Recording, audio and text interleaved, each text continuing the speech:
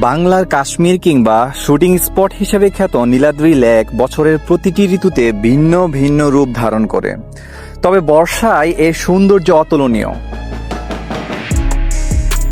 আজ ভিন্নভাবে আপনাদের সামনে তুলে ধরব মেঘালয়ের কুল ঘেঁষে বেড়ে ওঠা অপূর্ব নীলাদ্রি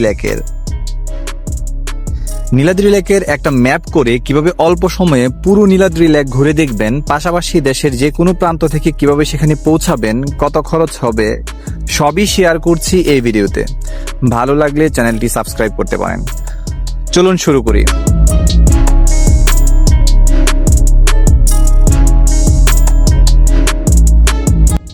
প্রথমে খরচ নিয়ে কথা বলি, যা নিয়ে আপনাদের সবচেয়ে বেশি প্রশ্ন থাকে। সুনামগঞ্জ ভ্রমণে আপনারা ডে ট্যুরে নীলাদ্রি লেক, টাঙ্গুয়ার হাওর এবং জাদুকাটা নদী একদিনেই ঘুরে দেখতে পারবেন, তাও মাত্র 1500 টাকায়।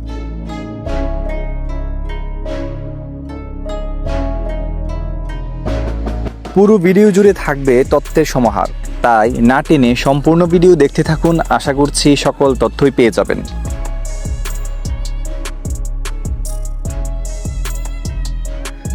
দেশের যে কয়টি লেক রয়েছে তার মধ্যে নীলাদ্রি লেক অন্যতম। এর বেশ কয়েকটি কারণ রয়েছে।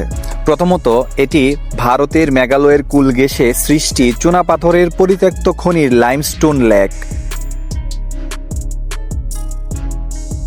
মূলত এটি সুনামগঞ্জ জেলার তাহিরপুর উপজেলার উত্তর শ্রীপুর ইউনিয়নের টেকেরঘাট নামক গ্রামে অবস্থিত। এই লেকের প্রকৃত নাম শহীদ সিরাজ লেক, কিন্তু ভ্রমণ কমিউনিটিতে এই লেক নীলাদ্রি লেক নামেই অধিক পরিচিত। অবশ্য স্থানীয় লোকজন একে টেকেরঘাট পাথর কোয়ারি নামেও চেনে। লেকের চমৎকার নীল পানি, ছোট বড় টিলা আর পাহাড়ের সমন্বয় নীলাদ্রি লেককে করেছে অপার্থিব সৌন্দর্যের অধিকারী।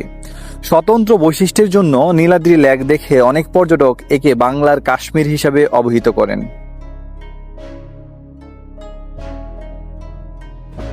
আপনারা চাইলে খুব সহজে ম্যাপিং করে ঘুরতে পারেন, এতে অল্প সময়ে পুরো লেক ঘুরে দেখতে পারবেন।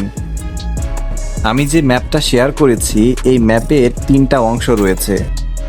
এই ম্যাপের পূর্ব পাশে টাঙ্গুয়ার হাওর, উত্তর পশ্চিম পাশে নীলাদ্রি লেক এবং দক্ষিণ পশ্চিম পাশে ভারতের মেঘালয় পাহাড়। আপনারা চাইলে হাউস বোট থেকে নেমে হাতের ডান পাশে উত্তর পশ্চিম দিকে হেঁটে দেখতে পারেন।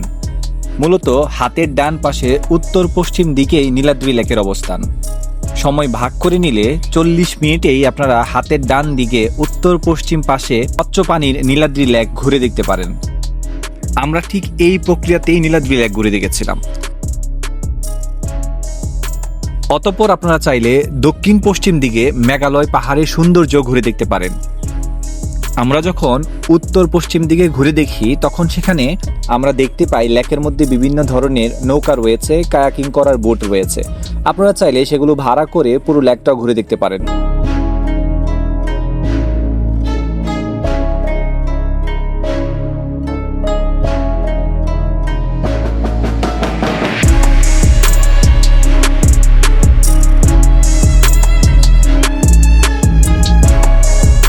সেই ক্ষেত্রে আমি বলবো আপনাদের এই পুরো নীলাদ্রি লেক ঘুরে দেখার জন্য মিনিমাম 1.5 থেকে 2 ঘন্টা হাতে নিয়ে যাওয়া উচিত।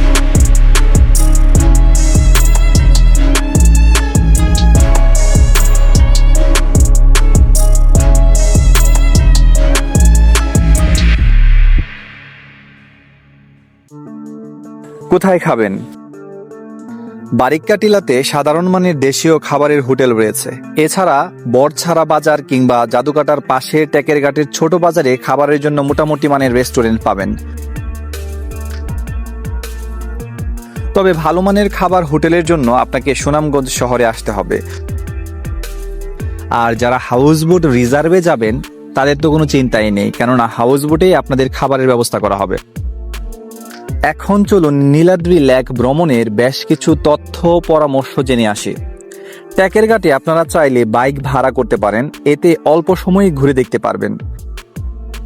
বাইক ভাড়া করার ক্ষেত্রে স্ক্যাম থেকে অবশ্যই সতর্ক থাকতে হবে। 3 থেকে 4টি স্পট 1 ঘন্টায় ঘুরতে বাইকার জনপ্রতি 100 থেকে 150 টাকা নিতে পারে, তবে তারা চাইবে 400 থেকে 500 টাকা। টেকেরঘাট থেকে মাত্র 5 মিনিট ওয়াকিং ডিস্টেন্সেই নীলাদ্রি লেকের অবস্থান। সময় থাকলে পায়ে হেঁটে ঘুরে দেখাই বেস্ট হবে। বাইকে ঘুরলে কায়াকিং কিংবা বুটে লেকের ঘোরার বিষয়টি আগেই ভেবে নিতে হবে।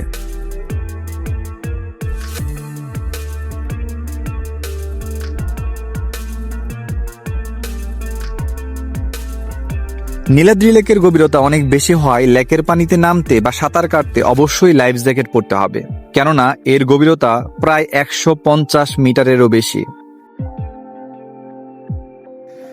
একদিনে সবগুলো জায়গা দেখতে চাইলে অবশ্যই সময় পরিকল্পনা মাফিক ব্যয় করতে হবে।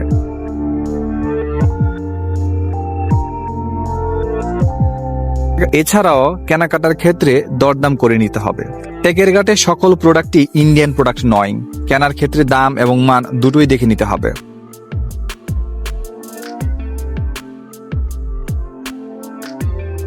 নৌকায় লেক ঘুরতে ঘন্টা প্রতি 200 থেকে 300 টাকা নিতে পারে। গ্রুপ ট্যুর হলে এই টাকায় আপনারা 2 থেকে 3 জন ঘুরতে পারবেন। লেকের অপর পাশে নামা যায়, তবে নৌকা চালক নামাতে চায় না অধিকাংশ সময়, তাই নৌকা ভাড়ার পূর্বে অবশ্যই আলোচনা করুন।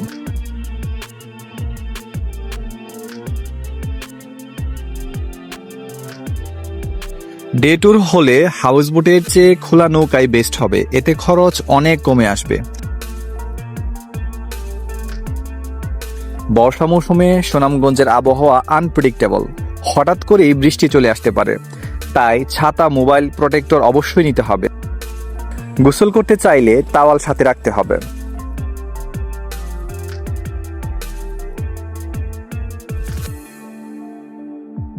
মোবাইল চার্জের ব্যবস্থা সেখানে খুবই সীমিত, তাই পাওয়ার ব্যাংক অবশ্যই সাথে নেবেন। বৃষ্টি থাকলেও রোদের তাপমাত্রা প্রখর, তাই সানলক ক্রিম সাথে রাখবেন এবং হেয়ার থাকলে রোদের তীব্রতা থেকে কিছুটা হলেও বেঁচে যাবেন।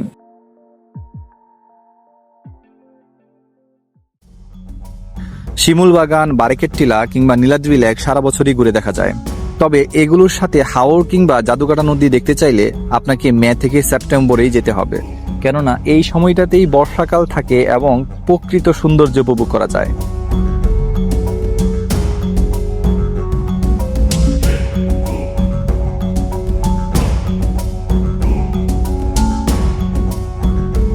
সবচেয়ে গুরুত্বপূর্ণ পরামর্শটি হলো, আপনারা যদি ম্যাপিং করে ঘোরাঘুরি করেন, এতে আপনার খুব অল্প সময় খরচ হবে এবং আপনারা চাইলে পুরো লেকের সৌন্দর্য পাশাপাশি পুরো ডে ট্যুরের ব্যাপারটি কাজে লাগাতে পারবেন। অন্যথায় ডে ট্যুরে সময় চলে যাবে, আপনি কিছুই দেখতে পারবেন না। তাই পরামর্শ হলো, অবশ্যই যাওয়ার আগে সঠিক পরিকল্পনা করুন, সঠিক তথ্য নিয়ে ঘুরতে যান।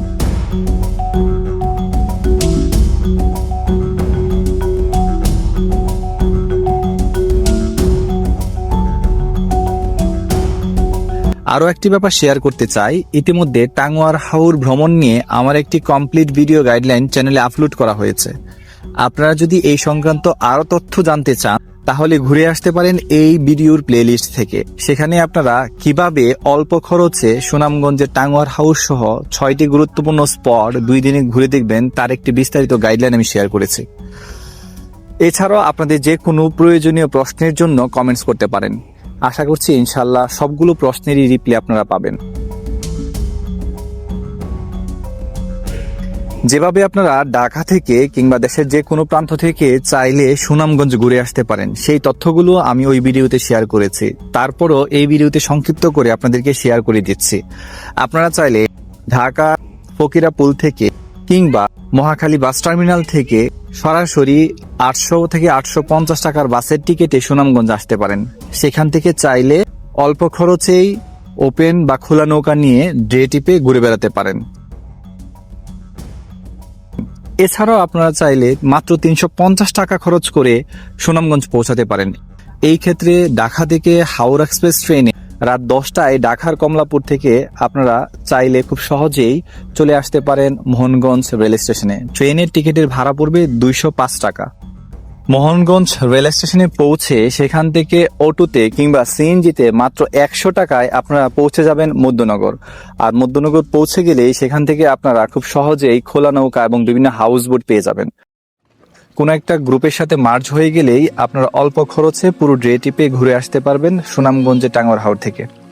আজ এখানেই শেষ করছি। ভিডিওটি ভালো লাগলে অবশ্যই চ্যানেলটি সাবস্ক্রাইব করে দিবেন। পাশাপাশি আপনার প্রয়োজনীয় তথ্য এবং মতামত জানাতে পারেন কমেন্ট সেকশনে।